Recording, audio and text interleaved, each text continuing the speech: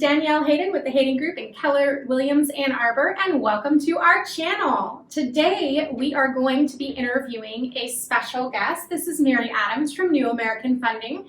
She is a loan officer here in the Ann Arbor area. And how long have you been doing this, Mary? About 40 years. 40 years. So get ready because a wealth of information is coming your way. We are so pleased to bring you some information today from a professional loan officer who's local to the Ann Arbor area so that you can be better equipped. Whether you're a real estate agent or a buyer or a seller, there's always information that you can benefit from when you talk to licensed professionals. So here we go. The first and foremost question on any realtor's mind, I know, when they talk to you, is about pre-approval.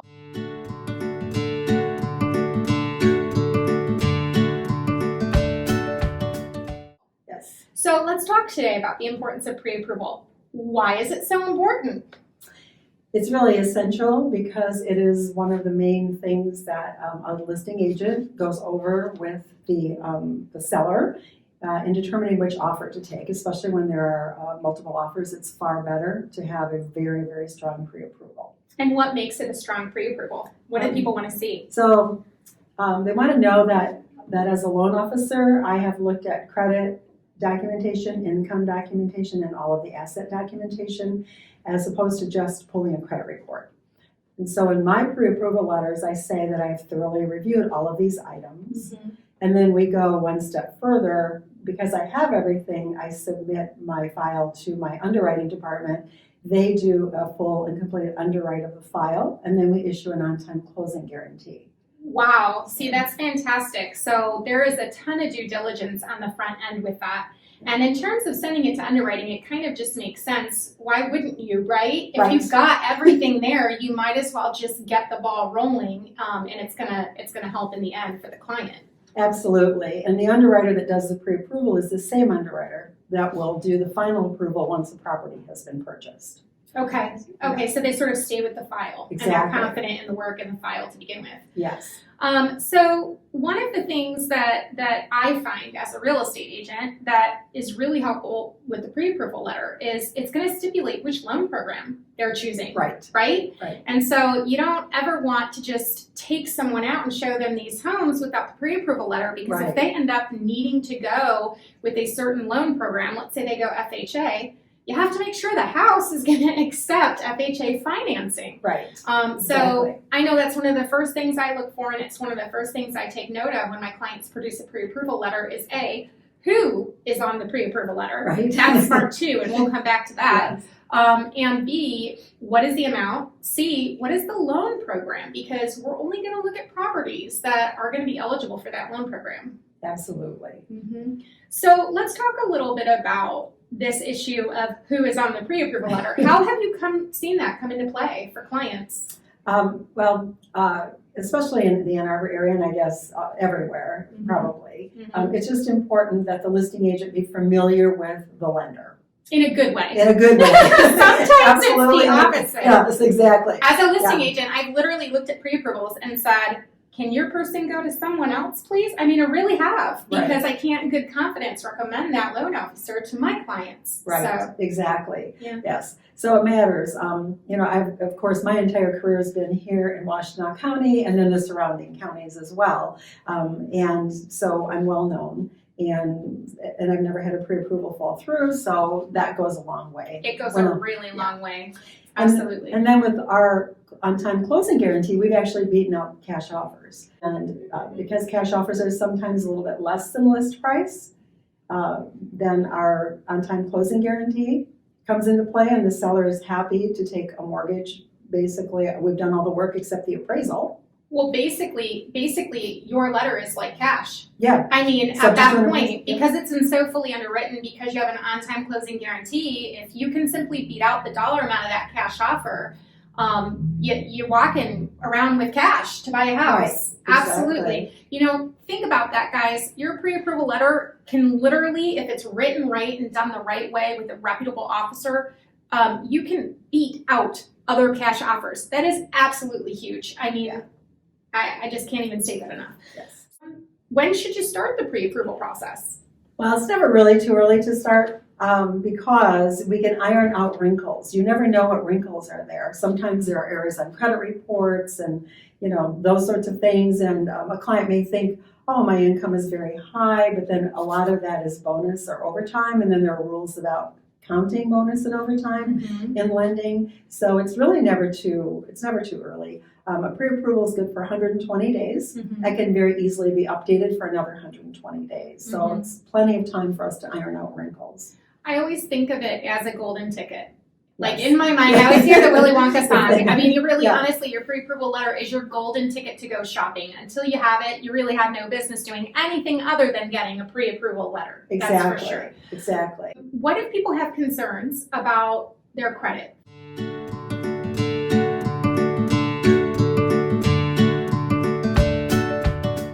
So I start working with people on credit sometimes a year ahead. And then we pull credit, and then I suggest what they should be doing to improve their credit. There's no need for people to really pay for a credit repair company. Those are very expensive, $500 to $750, and sometimes they don't have the end result we're looking for. So because we talk about what to do and how to do that, and I give them homework, and then they come back and let us know what's going on, and eventually they can buy a house. So it's not can I buy a house, it's when can I buy a house. And I think a lot of people get stuck on that when they know that they've got some sort of blemish about credit in their history. They tend to wait. They tend to not do anything because they don't even know where to start. And the reality is these things can be fixed, but you have to start them now, Exactly. right? And so just take some action and don't be embarrassed. I mean, we as professionals, I've seen lots of houses. I've seen all kinds of houses and states of houses. And Mary has seen lots of credit reports. I mean, that's what we do on a daily basis. Right. So just feel free to get in touch with Mary if you have any questions about repairing your credit, and you can at least start building that pathway to accruing more wealth, because that's what buying real estate really is. Absolutely. Yeah, absolutely. My next question for you is, back in the day, people needed 20% down to go and buy a house, and home prices are inflated, inventory's low. How can you educate us on what kind of down payment is actually needed? What should people have, roughly speaking? So it depends on programs, of course. So there are many first-time homebuyer programs, and some of them have down payment assistance connected with them. So if you're going to be going with a down payment program from the state of Michigan, you need 1% of the purchase price as your own money. And then rural development loans are out there. It's a no down payment program. That doesn't mean no money to close, because there are still closing costs and prepaids. Right. However, sellers can contribute to that. Yeah, that's true. So an FHA is 3.5% down. There's a 3% down conventional for first-time home buyers. So lots and lots of programs out there. So let's talk really quick then about what is known in the industry as MSHDA.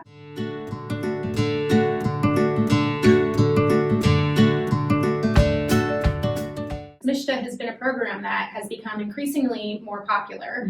What do we need to know about the MSHDA loan programs? So MSHDA is an acronym for Michigan State Housing Development Authority, and that I've been working with that program since 1977. And it's been around longer than me. Yes, it's a $7,500 zero interest, zero monthly payment mortgage that doesn't have to be paid off until you sell the home or refinance it.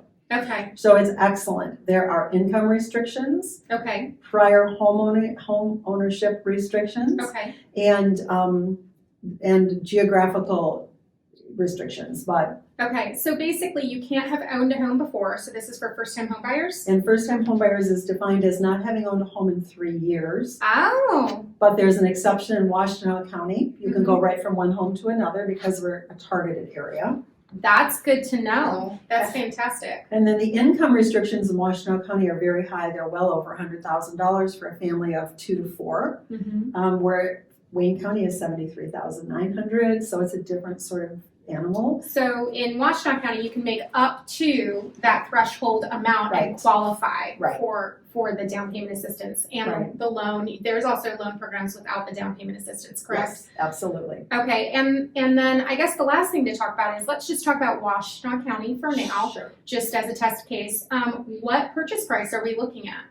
Mishta has a maximum of 224.5, Mhm. so that's it. So, and then just so y'all know, right now, the average home sale price of homes that the Hayden Group has sold works out to about 208, and we do a lot of business in Washtenaw County. So 208,000 is our average home sale price, Okay. and of course, there's a big range, but that falls right in that threshold, which that tells you that there are homes available in the area that qualify for this program. Absolutely. It's an excellent program. Mary, I've got one other really big question for you. Okay. And this is always like that moment when you're a real estate agent is you did what? Right? You're right in the middle of the loan process. You found the house, you've gotten your pre-approval, you did everything perfectly, and now you're under contract. What should people never do during that process between when they get the house and when they close? Actually, from the time they're pre-approved, they shouldn't do several things. So you don't want to open new credit or add a bunch of debt onto your existing credit, for sure. You don't want to have any late payments for any reason or any sort of collection. So if you're kind of disputing a medical collection and you don't think you should pay it because your insurance should have paid it, my advice is always pay it and continue to dispute it so you don't end up with a collection on your credit report at the last minute. And by opening credit, we're not just talking about credit cards, right? Like there's all kinds of ways that you could open credit. So what are maybe the smaller ways that people might not think of? So one of the things you have to realize is if you want to go test drive a car and you give them your social security number at the dealership and you give them your driver's license, they are probably going to pull your credit. And then that's going to possibly lower your credit score. It's fine if your credit score is over 750, you're going to get the best interest rate with that score. But if you're teetering on a pricing tier or you're teetering on eligibility for Mishta, for example, their required credit score is 640. That might dump you just below 640 and then you can't get the program. So you really want to be careful about that. Absolutely. One of my favorite stories was actually a customer of mine that he and his girlfriend had gotten a house and he got really super excited, and so he went out to Macy's because he was feeling very adult. He went out to Macy's and he bought himself a bunch of suits. And his girlfriend goes, how did you buy those suits? I didn't see anything come out of our bank account. And he goes, I opened a Macy's card. And her jaw just dropped to the floor and she called me and she goes, what do we do? And we got through it. It was fine. But you want to avoid that kind of hassle if you can. It really does create a lot of turmoil. Absolutely. I once had a borrower who bought $8,000 worth of furniture. That's a big one. For a house she no longer qualified for. Yeah. And so What a she shame. had to return the furniture and close the card. But it hit her score, but her debt to income was still okay. Yeah, so it just, make sure that you are staying in super close communication. And realtors, educate your clients. Please be prepared and have information ready for them because you won't know you need to educate them on these things until they happen. So just gather it all now. Always do your best practices and be prepared so that your clients don't have to learn the hard way. All right, Mary, I have a question for you. Sure. How can people get a hold of you if they want further information? So my cell phone is the best way to reach me. It's area code 231-437-0301. It's a Charlevoix area code, but I'm here in Ann Arbor most of the time.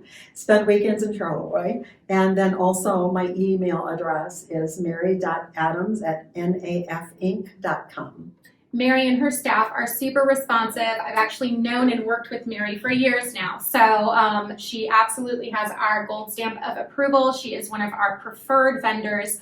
Last piece of information that I'd like to tell you is clients, if you're going to go ahead and go get pre-approved, please choose a trusted local lender. Ask your real estate agent who they work with on a daily basis and make sure you're going with someone that they have a great working relationship with because it makes all the difference. You don't really want to end up in some back room of a big box chain, not knowing who you're talking to when it comes down to the 3 days before closing. Exactly. Yeah, you want to make sure that you've got a trusted local lender on your side.